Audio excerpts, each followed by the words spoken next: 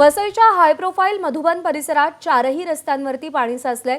सकाळपासून वसई विरार भागात पावसाची धुवाधार बॅटिंग सुरू आहे। नालासोपारा वसई विरार मधल्या अनेक रस्त्यांवर पाणी साचलंय। सकाळी 10 नंतर पावसाचा जोर वाढल्यानं वसईच्या मधुबन परिसरात पूर्णतः पाणी साचलंय।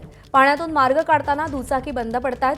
प्रशासनानं नागरिकांना सतर्क राहण्याचं आवाहन केलंय। आवश्यकता नसेल तर घराबाहेर पडू नका असं आवाहनही केलं होतं। या ठिकाणी नागरिकांनी घरी राहणं पसंत केलंय। मधुबन परिसरातून आढावा घेतलाय प्रभाकर कुडाळकर यांनी।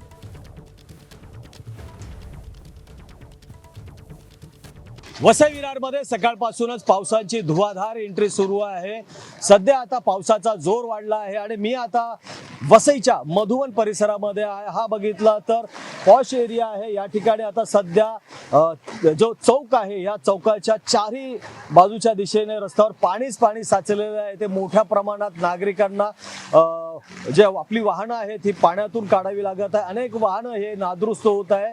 आपण जर बघितलं तर आज शनिवार आहे, त्यामुळे कुठेतरी जे या ठिकाणी वर्दळ कमी दिसत आहे, कारण की प्रशासनाने पण अलर्ट केलेला होता, आवश्यकता असेलच घराबाहेर पडा। त्यामुळे जर बघितलं तर इथे नागरिकांनी त्याला उत्स्फूर्त प्रतिसाद असा दिलेला दिसतोय, कारण की जास्त वाहनं दिसत नाही आहेत। या संपूर्ण परिसर पूर्ण जलमय झालेला आहे।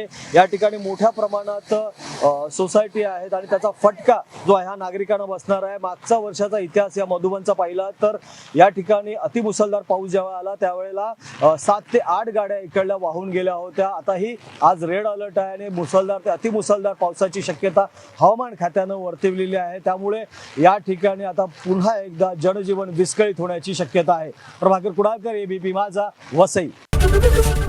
एबीपी माझा, उघडा डोळे बघा नीट।